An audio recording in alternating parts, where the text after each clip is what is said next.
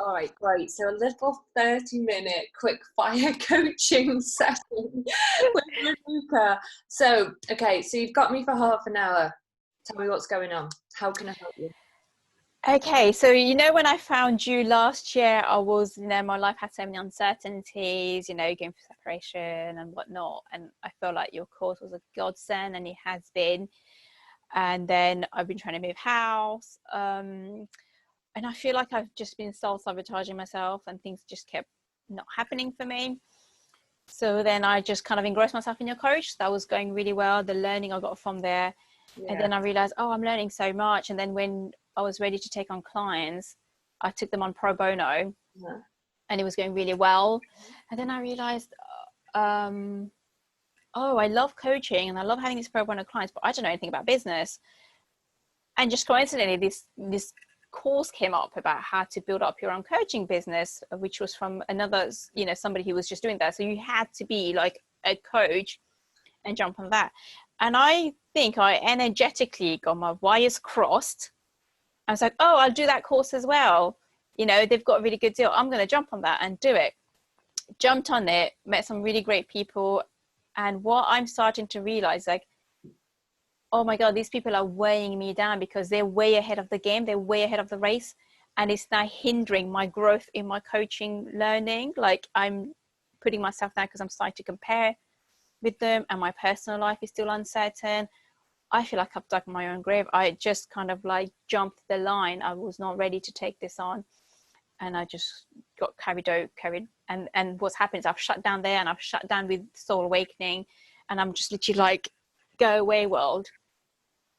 And I feel like because I took that time to sit back, meditate, reflect, write what's going on. I did the Byron Katie question. Is it really true of me? Am I incapable? Am I not worthy? And everything was just like, no, you are. You're just trying to hold the world. When I did the interactive cards, which are amazing, by the way, for anyone watching, like always do a by spread. Oh, yay. So always do that spread, because that little boy holding the world came up a lot for me. And then I remembered how you said, Renuka, you've got to share these on the, come on live and just share with other people. And I've got a real block. Is that the card you're talking about? The other one was coming up for me. The one, yeah. So it's interesting that this one's showing up, because this is how I feel now. Once I organize my thoughts, this is how I was feeling. And now that I've organized and labeled the emotion that's attached to my life, like Soul Awakening is making me feel empowered and great, but I feel like I can't absorb. The business course is making me feel like I'm incapable and I just don't have it in me. My personal life is making me feel like shit. Then I was like, right, let's label these. My personal life is making me feel like shit, so I'm not going to put much energy into it. I need to put my energy somewhere that's fueling me, and that was your course. Yes, gave me power, because I was going back to just learn about myself through your assignments. Values that you need to align to. Yeah. So the people on Soul Awakening Coach provide the encouragement, because everybody's on that learning journey. Whereas the business one, everyone's launching and I'm not there. So that's what I was like, okay, you need to just shift down a few gears, because you went somewhere physically and you're emotionally still here. So I need to realign those. And that's what I've been doing. And manifested a house. So going to be moving soon. Amazing. So I feel like that shift, that move, physically moving to a different place is going to just transform my energy. Yeah. Okay. So how can I serve you today? How would you like to feel at the end of this session? I want to feel like I'm doing the right thing, and it's okay to have taken on the business course and now feel like shit, I shouldn't have. And it's okay to not have paying clients just yet. Did you ever feel like that when you first started my course? No. Okay. Yeah. And realistically, I'll just ask you some questions around the business course. Is it something that you can park for now, pick up later? Yeah. It is. Okay, yes. Great. So you can put that on the shelf until when you feel you're going to get the most out of it. Yeah. Another question. I just need to feel okay with that motion, to park Yeah. it, not having income, moving to a new place, having little money, but to be okay with that. Okay. And So, all right. So is that really causing you a problem at the minute? it was before because I was anxious, and then I thought it's okay to borrow. So to be okay with asking for help. Okay. Okay. So your question was, well, your the thing that you want me to help you with is knowing what, that you've done the right thing. It's okay to. Yeah, and to feel empowered again, to come back on my Soul Awakening coach folder and do the modules and carry on with them. And I don't have to beat myself up because I don't have a paying client, because every time I'm doing the learning, I'm like, oh, that's amazing, I could do that with my pro bono client. But what I'm forgetting is, like, I'm still building my steps. So when I'm learning, and then I've got a pro bono client that's learning on my same niche, they kind of like overtake me, and they're ready to take that next step, but then they fall through because I haven't built that next step, I haven't healed, and I'm like, oh, oops, sorry, I let you down. And that makes me feel like shit. So tell me that again. So when you've got a pro bono client, Yeah. what was that next step you said? So I've got a client who just struggles with self-confidence and relationships and not being able to just like find the right partner. And I'm there because, I find like I went into a relationship by making like ill decisions because of unhealed childhood traumas. So I'm still learning of what it takes to heal yourself and be ready to kind of attract the right partner. And this person is ready to attract, and I'm not ready because I'm still healing. Mm-hmm. And I don't know how to coach this person anymore, and I'm like trying to shop them off to another coach in a kind way, Because I don't have the confidence that I can do this, like heal myself completely to be able to find somebody. what makes you think if you don't find somebody that you can't coach others to attract the love that they're looking for? I think it's just that self-limiting belief I always grew up with, that conventional frame of mind of like, oh, you always have to be with somebody to feel whole. And I like where this question is going, because now I'm thinking, like, actually, no, you don't. But it's to be okay with that. The greatest relationship we have is with Ourself. And I need to be okay to dig deeper and be okay with what I'm finding out about myself, about not feeling like, oh, I've wasted so much time. I'm still living in the past, because every time I unravel something through your modules, I kick myself because I'm like, oh, you wasted so much time. You could have done that differently, and then this could have happened, and you could have been here. And I want to be like, no, heal yourself, accept it, acknowledge, and then put it to rest. So this inner critical voice that I'm hearing comes through a lot. Yeah. When does it ever tell you that you're doing a great job and you're really, really proud of yourself? When I've had like an aha moment or a breakthrough doing one of your modules, there it is. There it is. That's the problem. The Yeah. inner critical voice. It's not the stuff. It's not the business goals. It's not the client. It's not you not having a partner. It's you. Yeah. It's your inner critical voice. Okay. Yep. That's exactly what's playing in my head when I do that. And this can be a card of surrender, by the way, and prayer. Yeah. It's funny because when I do that, when I recognize I'm holding the water and I fall down on my knees and I'm just like, oh, I just can't do this. And I'm sat there, and sometimes this could take days or weeks where I'll shut down and I'm just like, ugh. And then eventually, like you said, it does become a prayer, and it's like the meditate, because I am down on a meditation pose. It's a surrender, isn't it? Yeah. Surrender. If you think about, how you talk to yourself is we're either empowering ourselves or disempowering ourselves. you know. And when we speak to ourselves with that inner critical voice, what does that do to our reality? It's damaging. It stacks, our reality is stacking, it stacks up to confirm that we're defeated because we've created it visually. Yeah. We see it, but it's based on our thoughts and our feelings and our actions. So the inner critical voice, how can you work with that to regain that?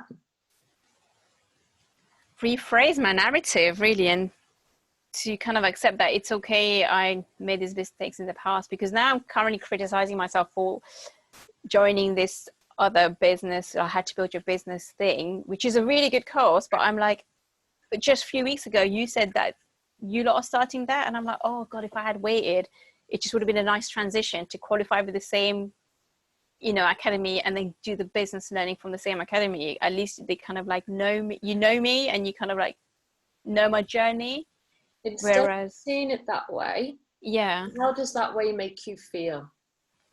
Sorry, what was that question? How does that way, seeing that way, saying those things about this business course and the decision you made, how does that make you feel from that perspective when you see it that way? The way that I rushed into it? No, the way that what you're telling yourself about it. I see like, well, it's okay, you know, I did have to dig into, you know, I had to borrow money to be on that course. I am learning stuff from it, but at the same time, it's like I don't really show up in there anymore because I just like emotionally drained, and I'm missing out on opportunities because I'm not showing up there. How can you reframe that? Because what you're telling yourself is making you not want to show up there, because emotionally it's upsetting you, but it's the story, you know, that it's the narrative that's creating these feelings. How can you reframe it so you can show up there in a different emotional state?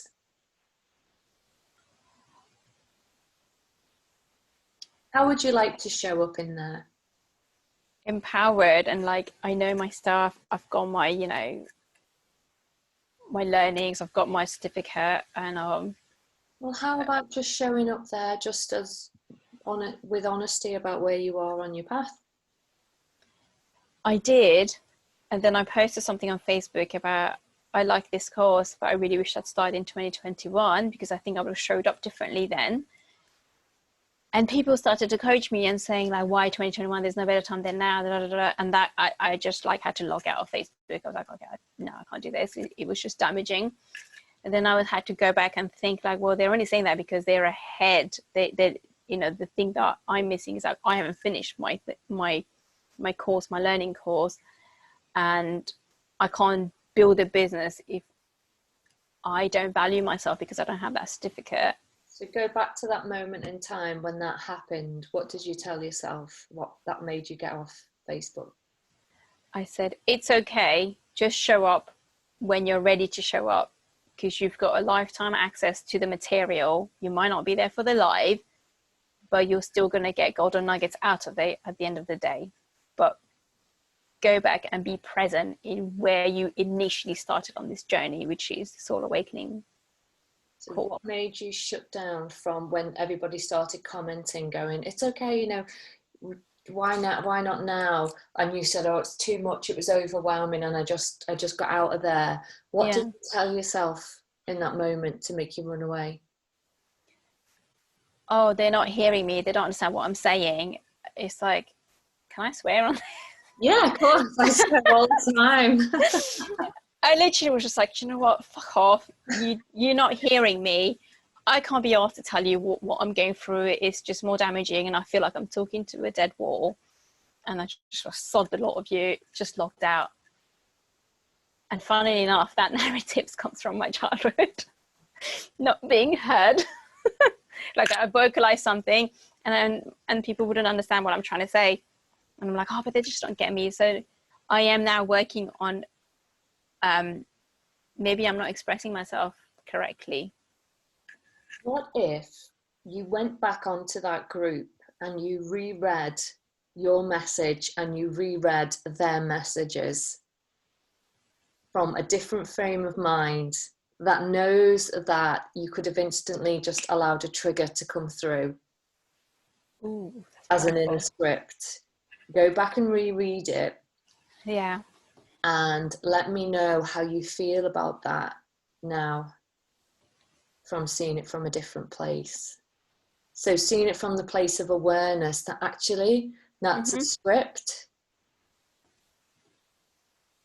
Oh my God, yeah, why didn't I think of that? It's so simple.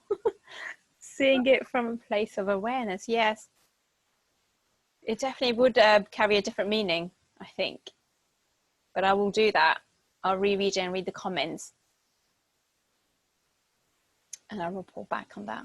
Okay. Because I definitely do feel more empowered after I've kind of talked myself into like, it's okay, just, but I haven't gone back to the scene of the crime. So let me... Often when we leave it a day, leave it an hour, and we reread something that we were triggered by, because we've already got this belief, we've already allowed our old pattern of behaviors to creep in slowly, self-doubt, inner criticism to start to creep back in, and then somebody says one thing and that's it, the volcano erupts, the script's there, I'm out of here and gone.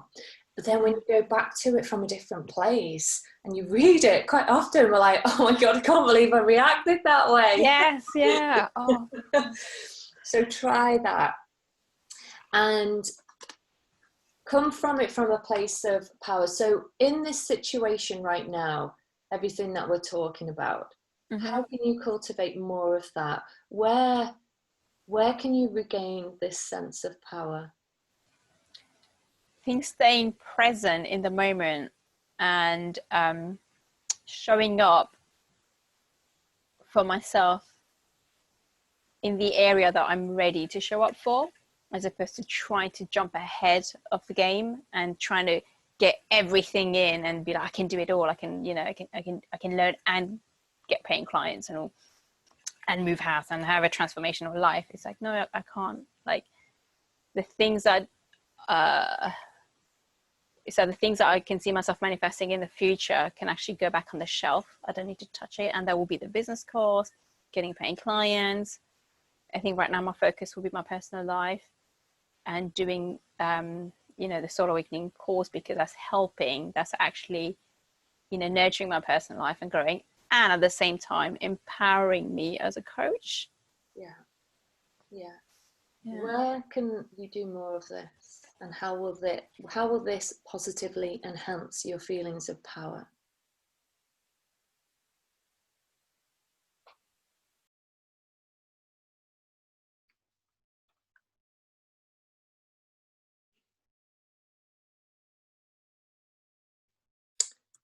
I can't hear you.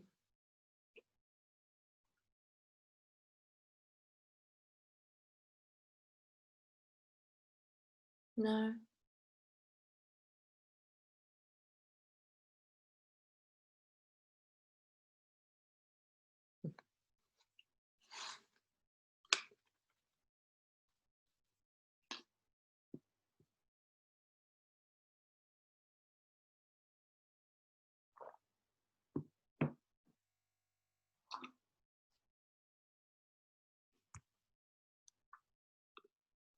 Hi guys, unfortunately we seem to have lost Renuka. So Renuka is one of my master spiritual life coaches.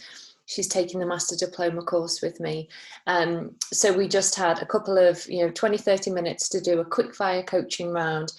So what seems to be coming through and is the source of the problem is Renuka's inner critic.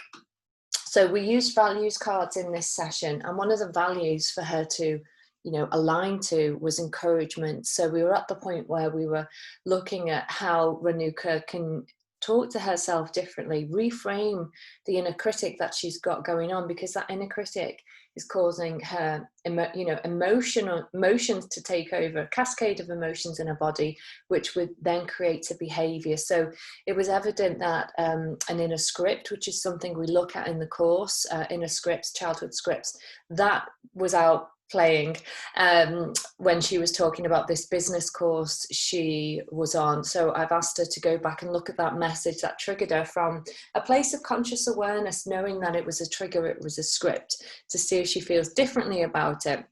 And if she can find a way to encourage herself more rather than disempower herself, because when we encourage ourselves, we have a feeling of empowerment. We're in control.